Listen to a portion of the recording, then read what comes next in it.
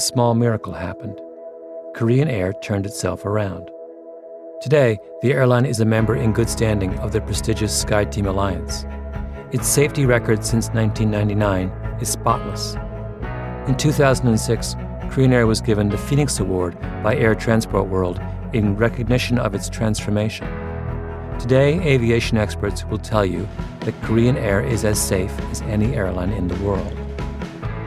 In this chapter, with 2, in January of 1990.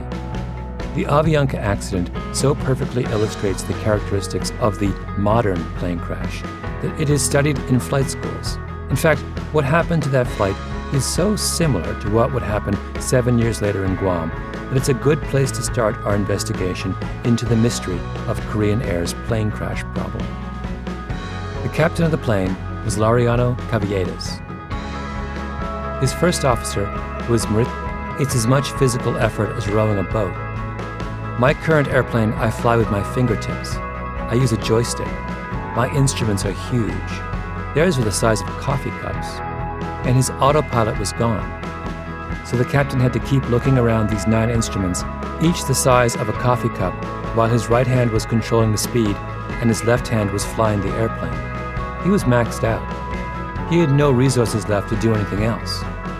That's what happens when they couldn't use the automated landing system because it wasn't set up to handle a plane with that much weight. At that stage, I took over the controls, Ratwadi went on. I had to ensure that the airplane touched down very softly. Otherwise, there would have been a risk of structural damage. It could have been a real mess. There are also performance issues with landing heavy. If you clear the runway and have to go around, you may not have enough thrust to climb back up. It was a lot of work. You're juggling a lot of balls. We'll try once again. We're running out of fuel. Imagine the scene in the cockpit. The plane is dangerously low on fuel. They have just blown their first shot at a landing. They have no idea how much longer the plane is capable of flying. The captain is desperate. Tell them we are in an emergency. And what does Klotz say? That's right to 180 on the heading and we'll try once again. We're running out of fuel.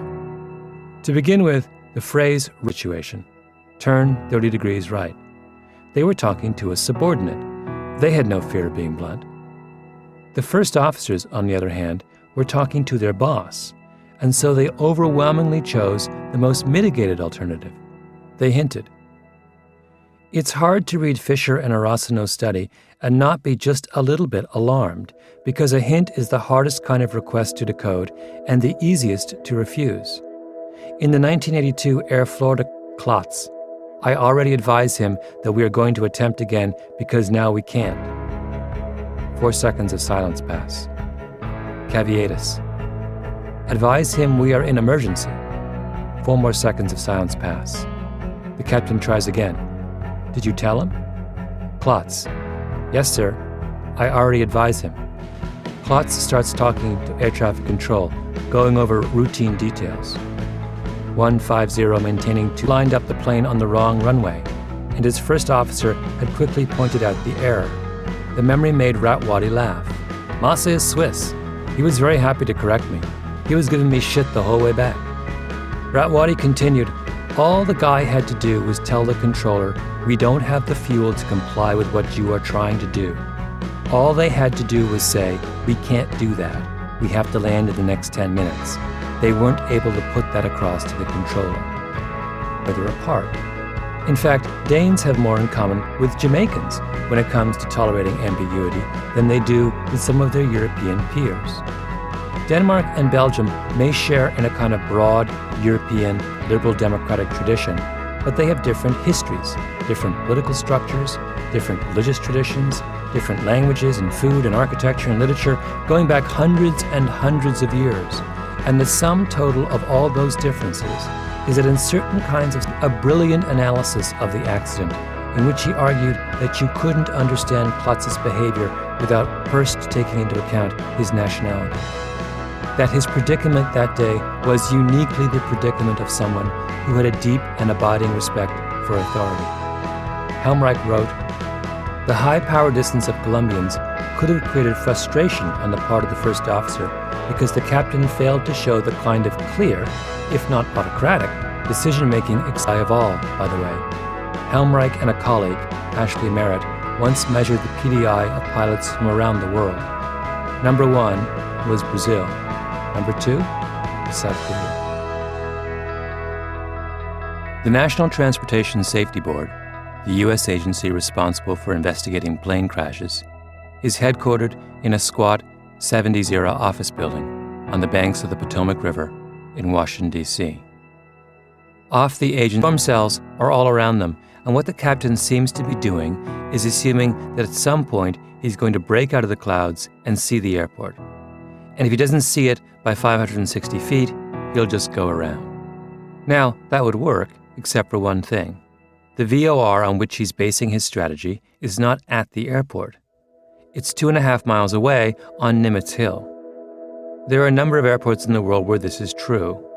Sometimes you can follow the VOR down, it might have said, respectfully. The Korean language has no less than 6 different levels of conversational address, depending on the relationship between the addressee and the addressor. Formal deference, informal deference, blunt, familiar, intimate, and plain. The first officer would not have dared to use one of the more intimate or familiar forms when he addressed the captain. This is a culture in which enormous attention is paid to the relative standing of any two people in a conversation. How about going out? Meaning, I insist on treating you. Division Chief, shall I do so? Meaning, I accept.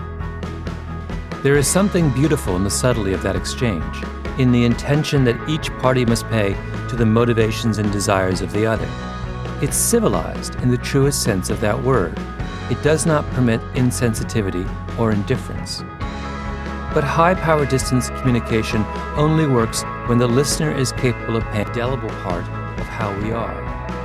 He believed that if the Koreans were honest about where they came from and were willing to confront those aspects of their heritage that did not suit the aviation world, they could change. He offered his pilots what everyone from hockey players to software tycoons to takeover lawyers has been offered on the way to success, which is an opportunity to transform their relationship to their work. After leaving Korean Air, Greenberg helps